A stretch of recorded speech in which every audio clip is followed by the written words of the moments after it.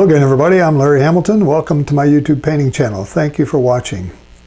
Today we're doing an oil painting, and I've been showing you a photo here while we're waiting, and I just now realized I'm showing you a slightly different photo than we're going to paint. But I will show you the photo here in a minute when I get to my computer. We're doing 11 by 14 painting, oil on canvas, and it's a photo of Monument Valley in Arizona, and it's provided by by someone who uses the handle MADY75, Maddie75 at pixabay.com. That's a nice website you can go to get paintings, get photos that you can use royalty-free for commercial use. You just have to check and make sure that you are getting a photo from Pixabay and not one from one of the other stock photos or one of the other ones that show up on that website. So photos we're using today came from pixabay.com. So let me go back to my computer here, and I'll show you what we're going to do and show you the images I made with the grid and the sketch that I have for you. Hold on.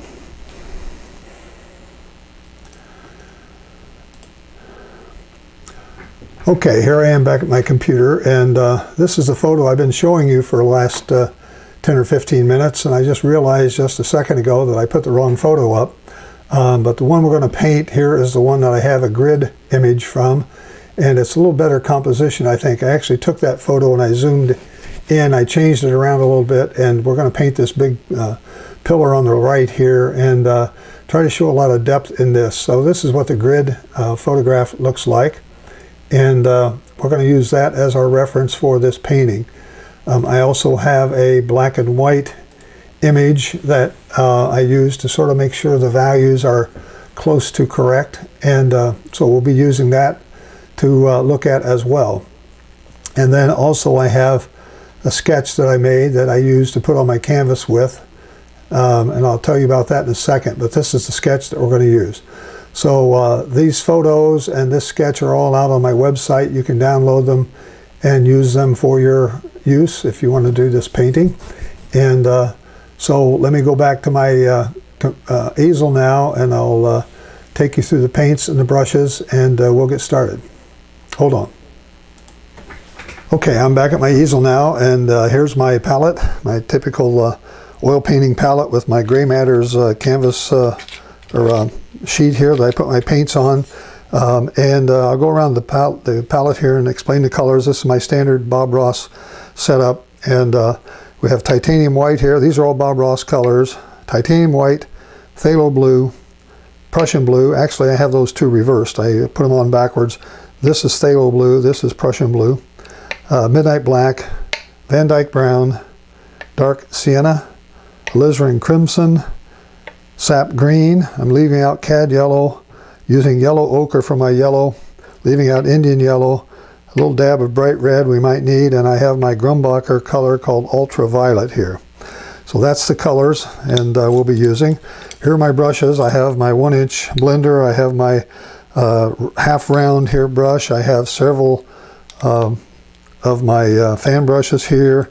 Have my script liners as usual, and I have a few other brushes that I use from time to time from Trekell.com. I have some flats here that I may use on some of these mountains. Since these are smaller on 11 by 14 canvas, sometimes these smaller flat brushes help better than the big brushes, the wider brushes. And I have my palette knife from Bob Ross, as I always have. I actually have a couple other palette knives I may use, I may not. So that's my painting materials. I do have my liquid white here. As I always have. We'll cover the canvas with that. And in speaking of that, I always, as you know, I talk about having a sketch on the canvas, and in this case we've got a sketch on the canvas, but I cover it with a product called Workable Fixative by Krylon, and it's one that you can use to protect and cover any graphite you put on here, any pencil sketch or any sketch that you may make from a Sorrel transfer paper or whatever. I mean, it'll cover it up, puts a coating over it, and then this graphite won't mix with the paint when you put it on. And if you put a nice light coat of liquid white over it, you'll still be able to see the reference marks and the major shapes. So I use that pretty frequently now, and it seems to be helping. I also have another photo that I really can't show you. I'm going to block it here. It's a photo that I'm going to use for reference color. I can't show it to you because it's copyrighted, but I will use it. It's from a friend of mine, an artist that does watercolor paintings, and I'm going to use it for some color references that I want to put, because I want to make this a winter scene instead of a summer scene or whatever it shows here in the photograph. So I couldn't find really any good winter scenes of this Monument Valley area out on the pixabay.com. So I'm going to set up my palette now and get it arranged so you can see it, and we'll get moving here. And I think that should be coming through pretty well right now. Let me get over just a little more, about like that. Okay. You can see most of the canvas. I do have a couple other cameras here that I can use, and I'll be using those when I re-edit this video.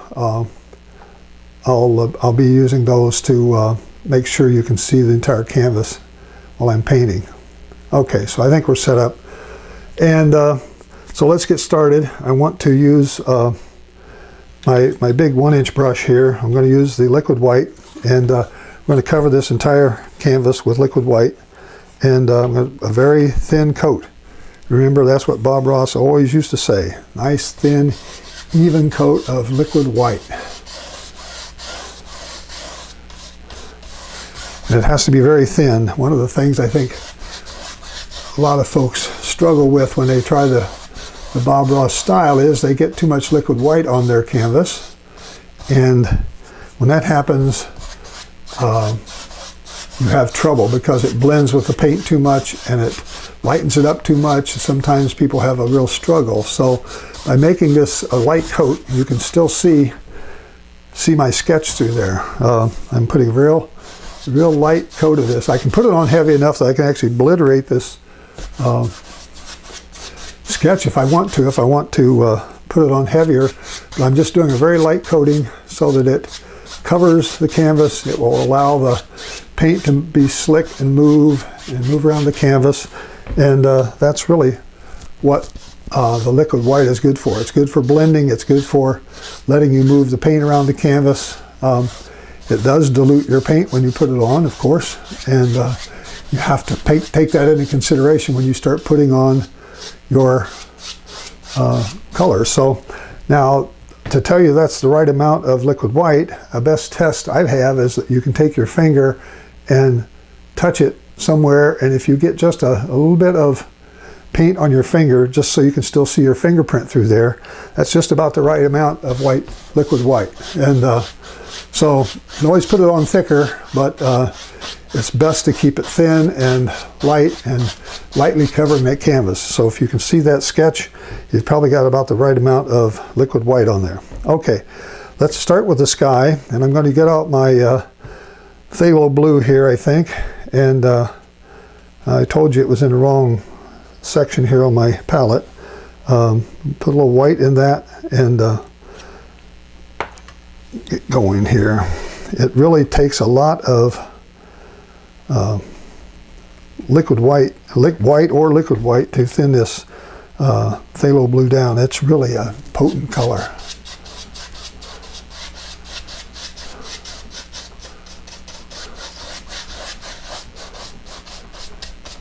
Having streaks in there that are kind of interesting. The white is mixing with the phthalo blue and giving me some streaks of color.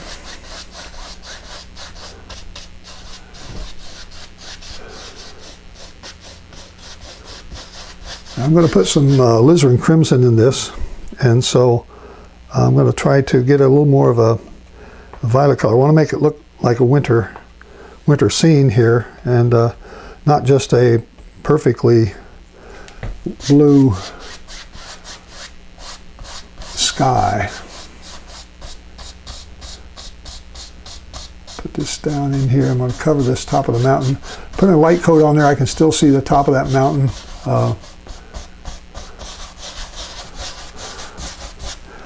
And we'll just keep going here and getting it to the color we want it. Got a nice, interesting mixture of colors on my brush. It's a combination of white and alizarin crimson, and phthalo blue. Okay.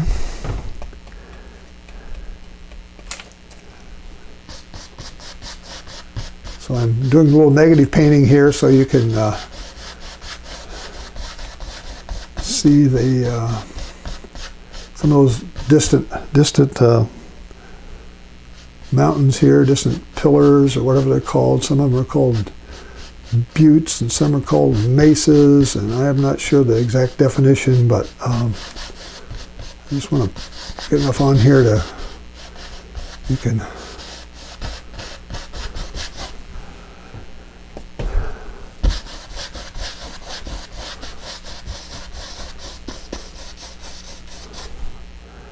make this a little whiter in some areas here. Put a few clouds. Maybe I'm going to throw a few clouds in here that weren't in the original photo. The original photo just had a really nice, almost one color sky. And when you have something that big, you don't want it to take up that much of your canvas space and not have some something going on in there.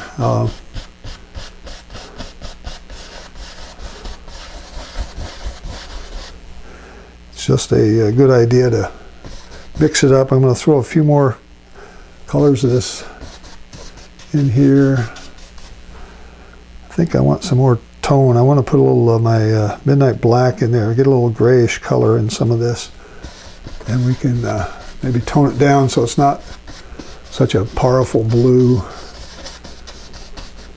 all over the place. I haven't cleaned my brush. I'm just using this brush over and over and over, and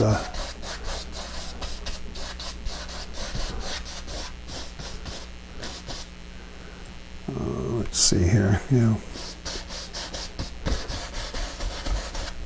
a little more of my red in there. Taper this out a little more. It's a little bit too stark of a change from the, yeah, like this.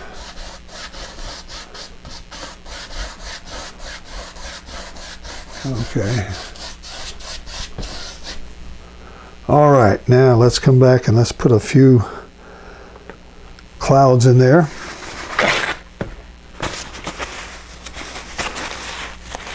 Take just a little of my liquid white or titanium white. I'm going to put a few spots around here. Put some color in there. Different way to put clouds on. And I'm going to mix that with a little midnight black in some areas, and we'll just see what this looks like. Haven't done this trick before, but I'm going to throw some things out there and just see how this works. A mixture of titanium white and some clouds. That sky is too big to leave blank. It needs to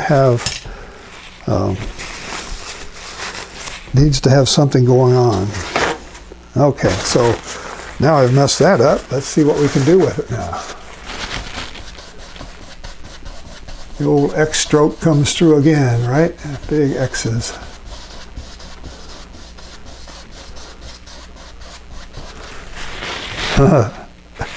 Interesting. It took a lot of that. That brush just took all that stuff out of it. So we'll put a few more clouds in here.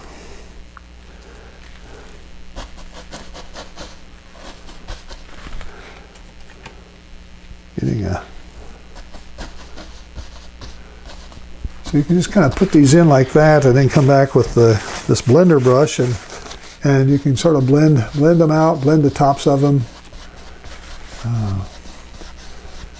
Whatever makes you happy.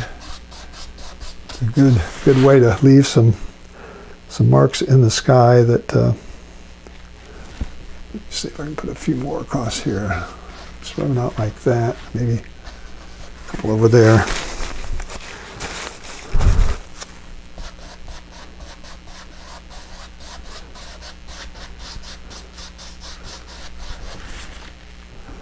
Yeah, that's pretty good. I'll put a few more light things in here. I'm just kind of playing around with this now. I don't have to spend this much time on the sky.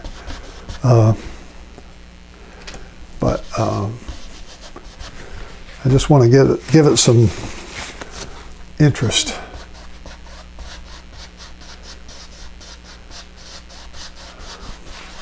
You notice this sky makes up probably almost two-thirds of the painting, two-thirds of the canvas.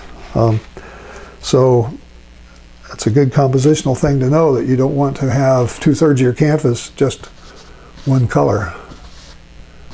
You want to have some things going on that look like there's activity out there. Put a few more of my darks in here, maybe try a few of these in this area down here as we get down this way. Still haven't cleaned any brushes out. I'm just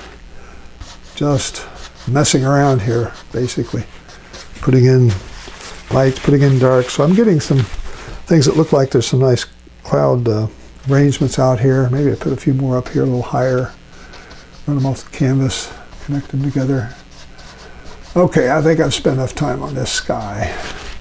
But again, that is like almost two-thirds of the painting, right? So it's just...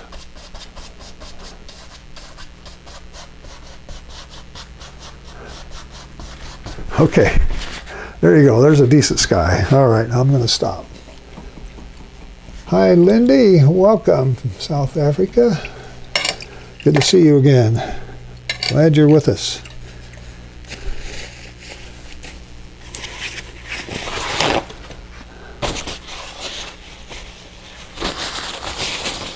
Okay, so I'm cleaning my brush out, getting all the color out of it, and I may not use this again until I get ready to put some snow on, but I'm going to go back now. We're going to start on these mountains and these pillars. I want to start sort of in the back, and I'm going to use some of my blue and some of my alizarin crimson colors to put these darker, not darker, but the ones that are in the distance, the ones that are back further. I want this to be a darker color than we've got in the sky, so you can see it. So I had a pillar coming up here, something like that.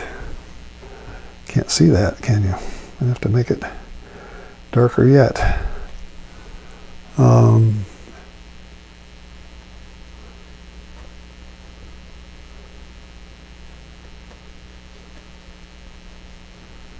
So the blue, I'm using this blue color as a way to push everything back.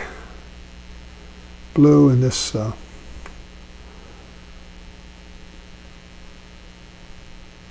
alizarin crimson together, pushing everything back. I've got another one here that's almost going to be totally violet. I'm going to get a little of my violet color, and if I can pick him out right in here. Something like this. See, the photograph doesn't do this for you. It doesn't show you this. This is just a nice clean photograph that has everything in focus, nothing out of focus. Everything is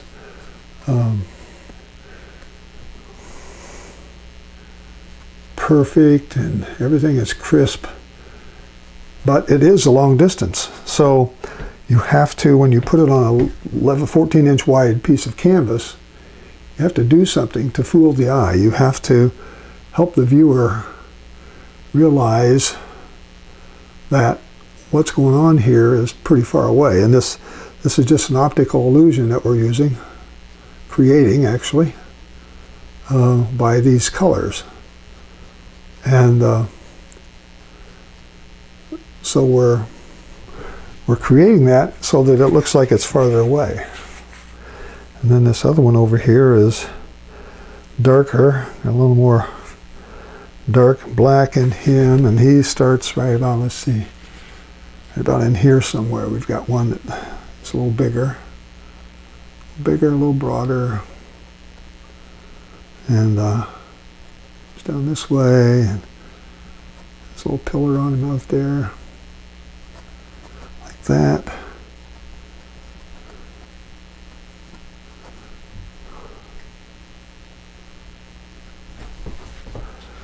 Okay, so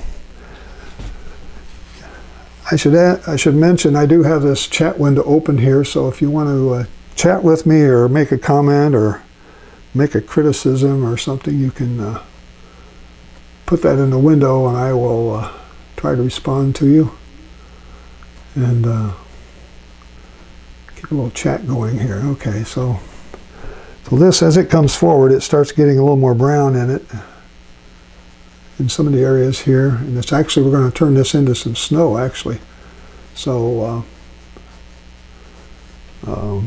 I just put a little brown in that to a little dark sienna.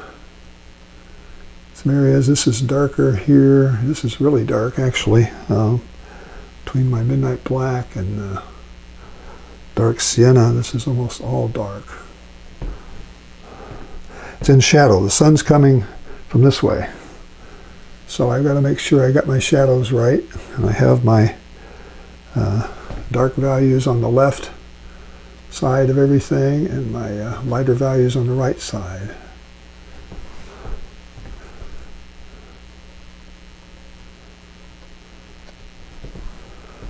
Okay. So this little Treckel, number 8, flat, is doing all the work here on this detail. But again, this is so small, if I try to use a brush like this, I'd be all over the place trying to get that that small of a mountain in there, or pillar, or whatever you want to call it. This is about half and half. It's lighter on the right side than it is on the left. So let's just lighten it up, or darken it on this side. We'll keep that looking that way. Looks like a little castle out there almost. All right, so that's that. And we're going to start now going up this way with some grays and darks, and we're going to start getting in the greens, or not grains, but the browns and the reddish browns. Mixture of dark sienna, alizarin. We'll start running up this way. Now these are going to be closer to us, so the colors are going to be more vivid. They're not going to be blues and violets. They're going to be more of the natural color.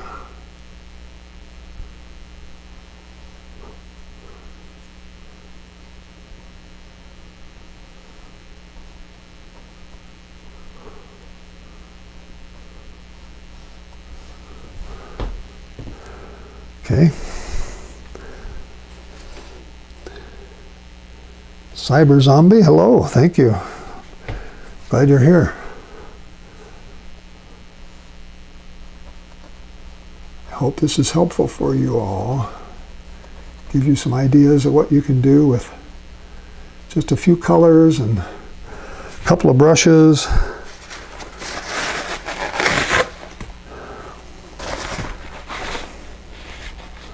I'll pull this dark sienna forward.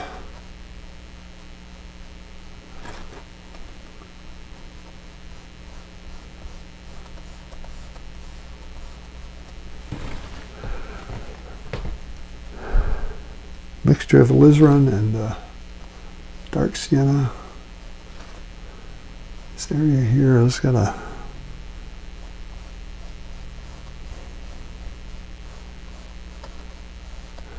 picking up that liquid white that's underneath it. You can see how the color is lightening up on me, but it's making some interesting vertical marks there, which I like.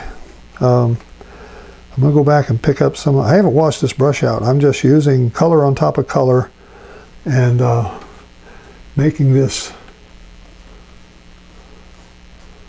kind of work together. I get the color on my brush. I mix the colors in the brush. And use whatever's on the brush, and I adjust it as necessary.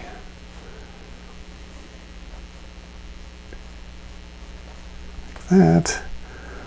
Pick up some more of this alizarin and dark sienna. Back over here.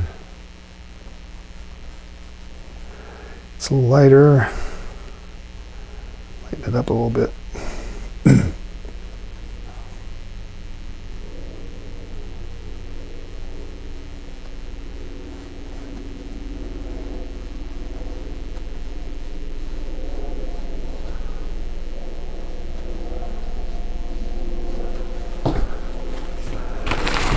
Okay.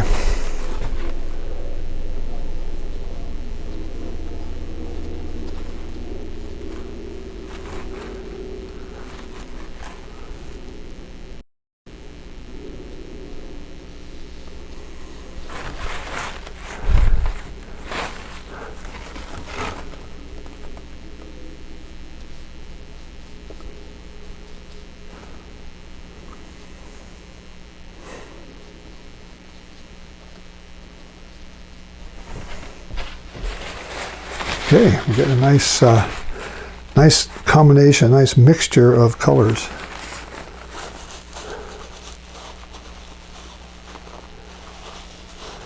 Hi, Sylvia. Yeah, Sylvia asks, suggestion for oil paint brand for a beginner. Also, what do you use to clean your brushes? Want to try oils, but worried about the odor. I use the Bob Ross odorless thinner. It's how it's advertised. It's not totally odorless, but it certainly does not have the odor of turpentine, and it's healthier for you. So I use the Bob Ross brushes, Bob Ross paints. These are all Bob Ross brand paints that I'm using, except I have one over here called Ultraviolet, which is a Grumbacher paint, and I use that Ultraviolet just because I'm kind of lazy. It's not a Bob Ross color, but I don't have to mix that color, and so it kind of, anytime I want to use that, that's what I use. So Bob Ross paints, the Bob Ross odorless thinner. There's other thinners you can get. You can use turpentine. Some people still use turpentine, but there's a lot of odorless thinners that you can get. There's a lot of thinners that are not odorless.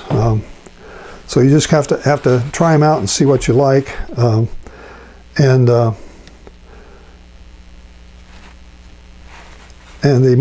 of the paints I've been reading, most of the paints are non-toxic anymore. They've had so much issues with the paints being toxic that I think almost all brands now are relatively toxic free.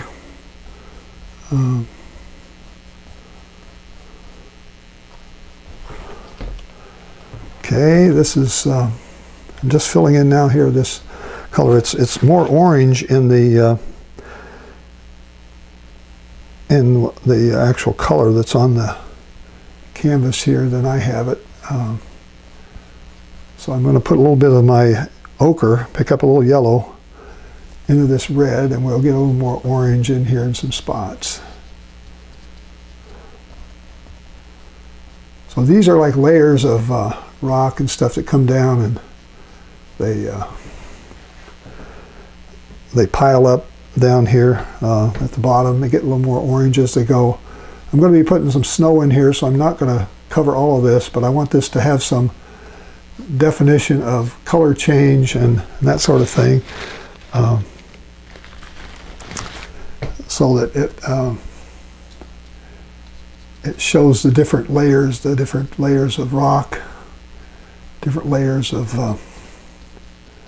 material that's falling on the ground here. Hello, Biano 3D. Thank you, from Brazil. Welcome.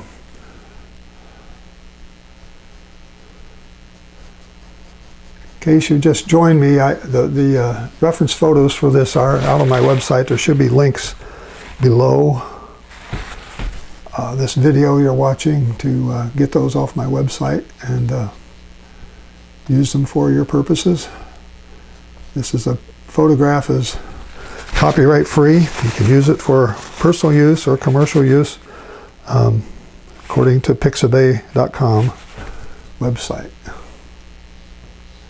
Put a little more dark in here in some of these areas. Need some more shadows. Darken it down a little bit here.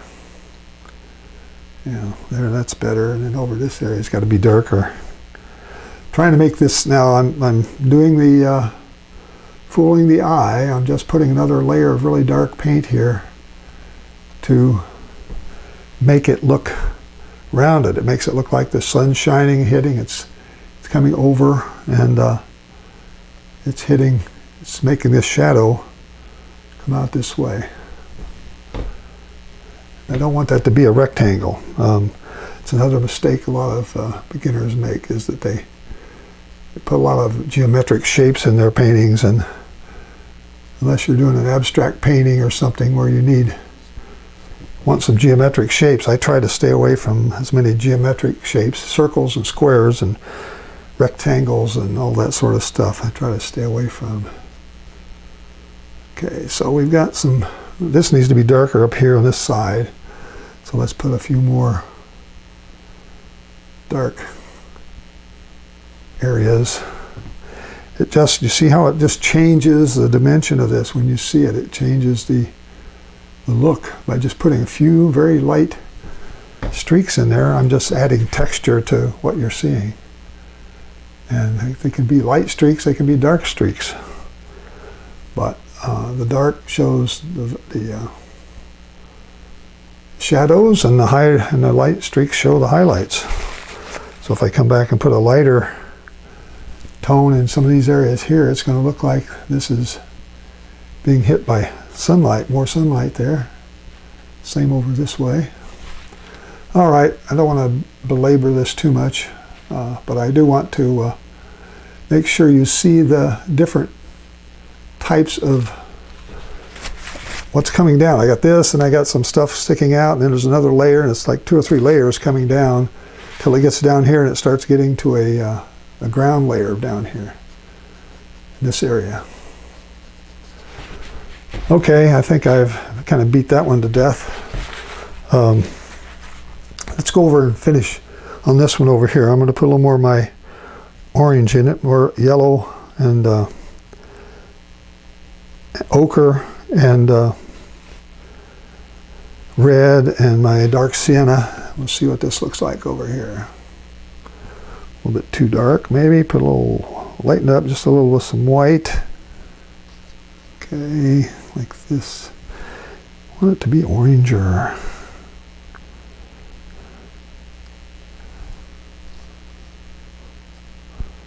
I don't have to match these colors on the photograph exactly. It just kind of, when I show you the photograph, when I'm painting, it kind of looks like, oh, you're not matching any of the colors. So I'm trying to at least get the values right. The colors don't have to be right, but I kind of like to make them a little closer if I can.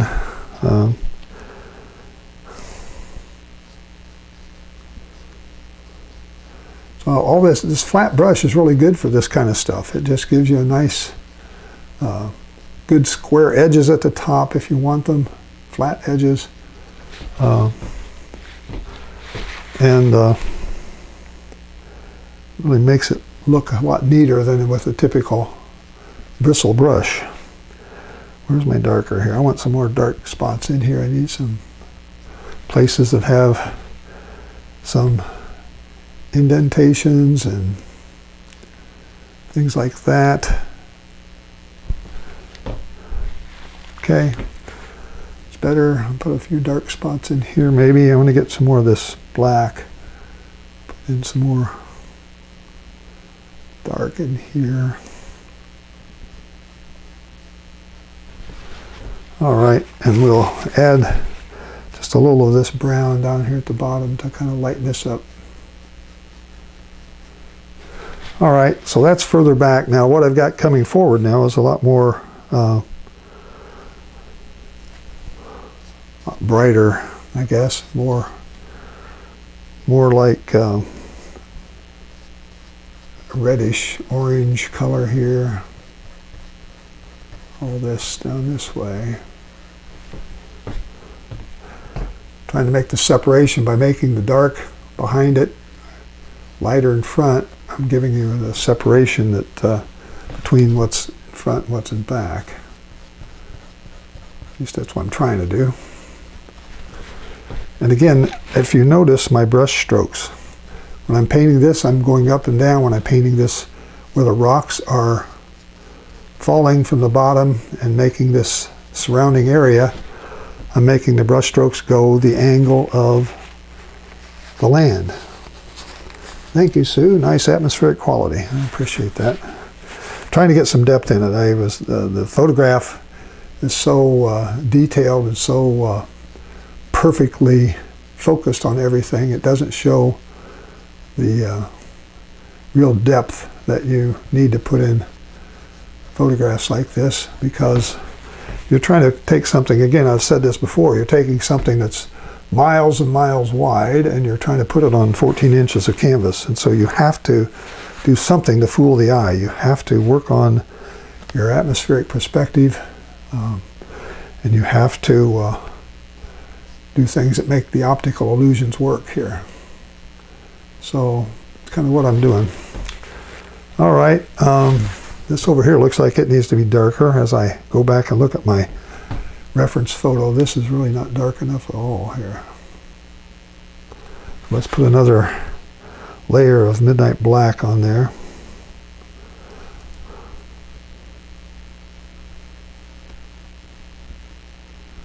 So it makes that stand out much better if I put a much darker shadow on there. I think that's better. A bit down here. Darker there. Okay.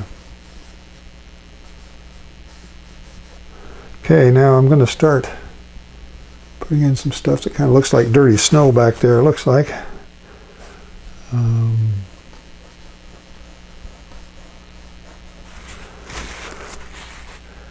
Getting some white, just taking titanium white and kind of overlaying what we've got out here.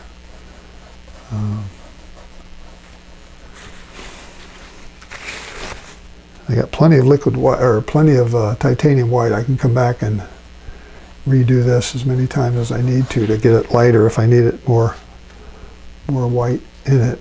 But let's just put a layer of light stuff back there.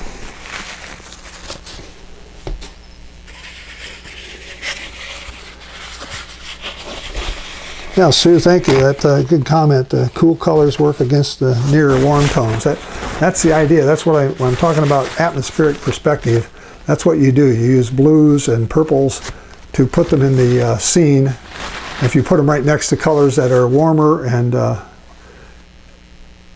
brighter, it makes the whole scene look like it has depth. And that's exactly what makes atmospheric perspective work in a painting like this.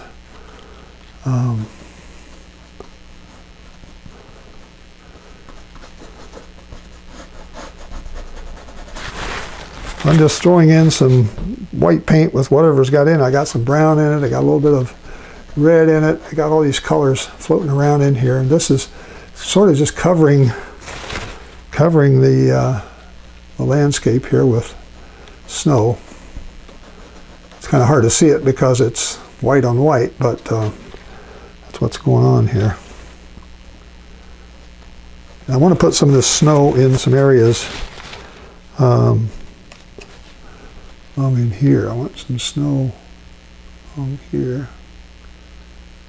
Some areas, make it drop down a little bit in some areas. Same idea on the other side. I want some snow along here.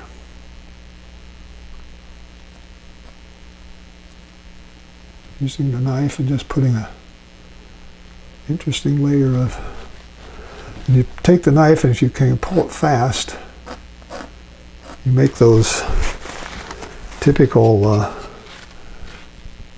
brush strokes that it just pulls off whatever's on the knife. And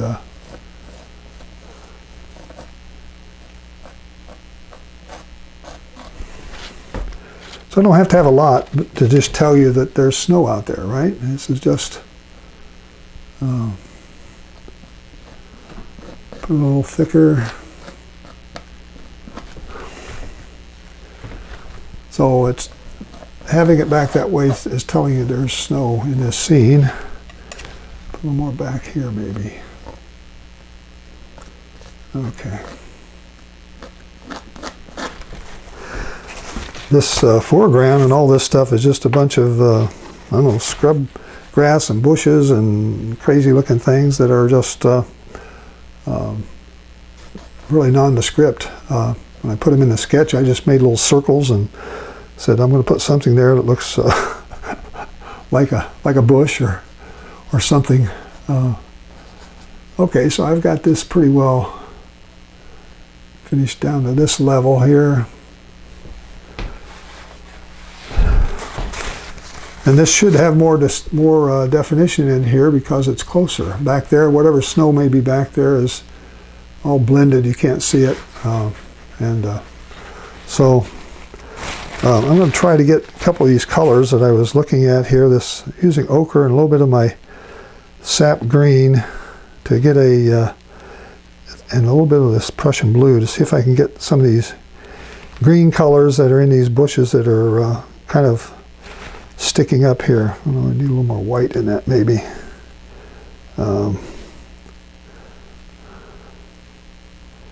And we'll see what these things look like. If they don't look good, I'll just take them out. But I'm going to try to put a few of these things in here that kind of look like they're kind of sticking above the snow, or in the snow or whatever. And it's just a way to sort of fill out the areas back here that have some things that are still green sitting out here. The snow didn't totally cover them up.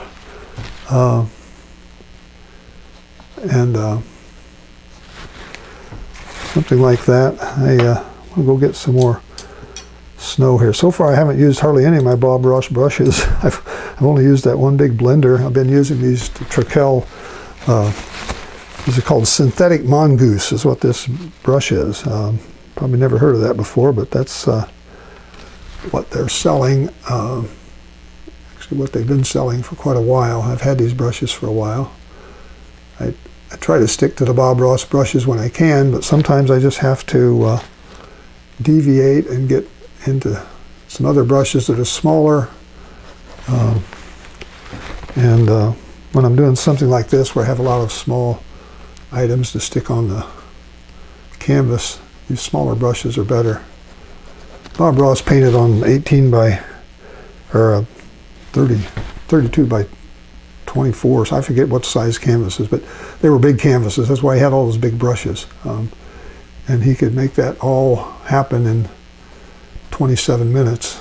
And I've already been going 42 minutes, so on 11 by 14 here. So the idea is you just want to get this covered with snow, and then we'll come back and plop in a few more bushes and that sort of stuff.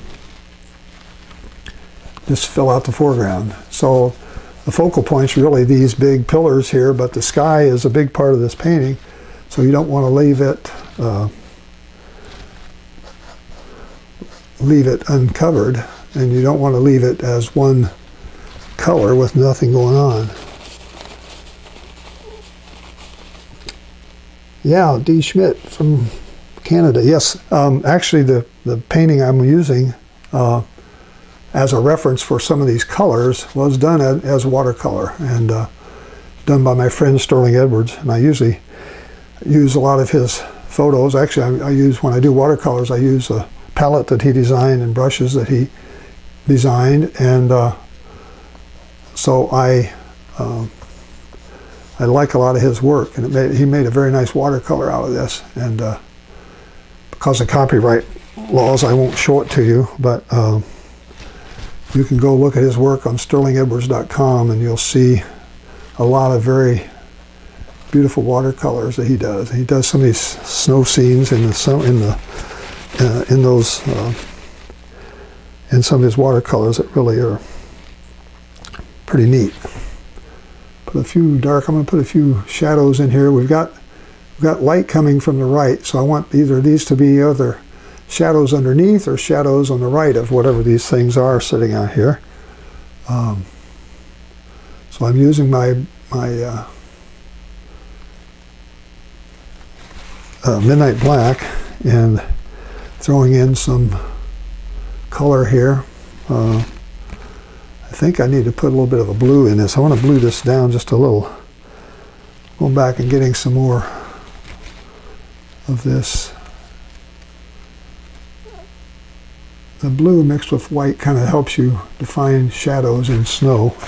it also helps add some depth to this. So I'm just adding a little bit of phthalo blue out there in some areas. It's not water because this is a snow scene, but it does add some nice color to a snow scene. Got this one lonely bush out there. I think I'm maybe going to have to give him a friend, as Bob Ross would say.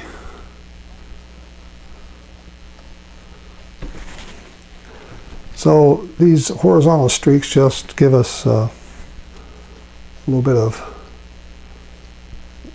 depth, and I can fix that however I want. I'm going to come back and put another little bush in here with some of this green in it. Maybe, actually maybe even a little more yellow ochre in it down here in this sort of front area down here. So I'm just pulling up, taking this bristle brush and just loading up with color and just pulling up like this. Looks like some grasses or whatever that's been covered with some snow. So by giving ourselves some artistic freedom here, put a few more things in some areas over this way. I'm going to fix this one up. I didn't like the way it looked. Most of these are big grasses that are sort of sticking up, and any type of a brush, a bristle brush that's got any kind of thing like that, you can actually by flicking up, pulling up like that, you can make it look like there's tons of grasses, and every little bristle becomes a brush. So that's a neat way to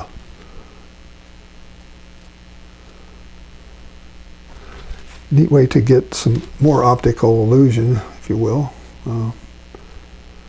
Okay, and then let's see here. I'm pretty well done, I think.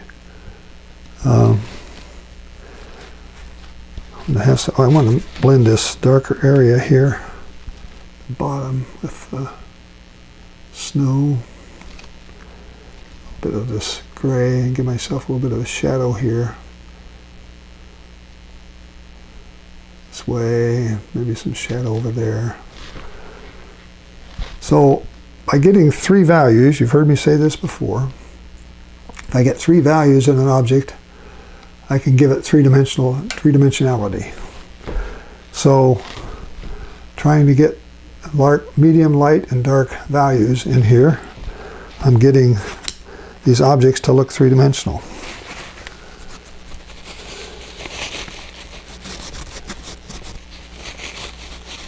Like the moody sky, Lindy, thank you. Sue Lowther says, my professor once said that your painting isn't complete till you have touched on all 6 spectral colors. Then you added the green. I thought of him. Yep, I didn't want to leave out a little green. And there's actually a little green in this photograph. So I was kind of following the actual photographer and using what they did. I'm going to get a little bit of my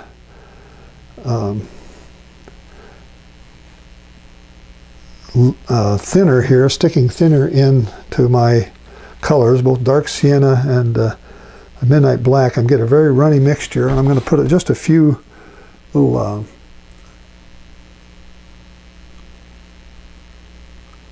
things sticking out here like this. That, maybe there's another one over here. These are some more twigs and things that are sort of growing, and something like that. All right, just little things. This is kind of fine tuning. You don't have to put a lot of this stuff in. It'll be too much. But I want it to have some of that almost called calligraphy. Oh, I got to do one thing before I sign my name. And Lindy, you know what that is. Got myself a thing called a mall stick. You ever hear of that? It's something that you can put on your easel and hold your hand up off of the painting when you're doing oil paintings. Sometimes you got to get right down on it to like put a little, like a bird of some kind in there. A couple of them. I think I just covered up with my couple of birds. Maybe this is a that. Maybe there's another one over here somewhere. Okay, did that, and I just got red paint on my finger here. I don't know where that came from. I've got to be careful. I have it all over my shirt and everything. All right, I was ready to put my name on this thing, but I had to put in those birds. Lindy never lets me forget. So I've almost gotten accustomed now to doing that. Let's see if I can put my name in here somewhere.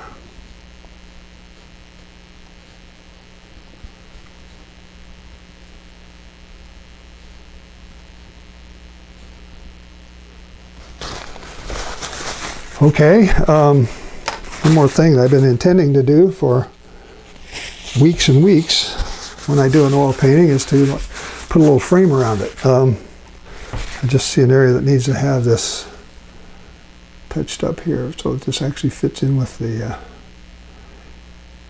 it's like it's part of, it's not glued on. All right. Let me get myself a frame and just, I'm not going to put it on, I'm going to hold it over so you can see it. I'll take my palette off here and let you see what this would look like framed. Okay, so there, I want to call this complete, and hopefully you can give this a try at home. Get the reference photos down below, and I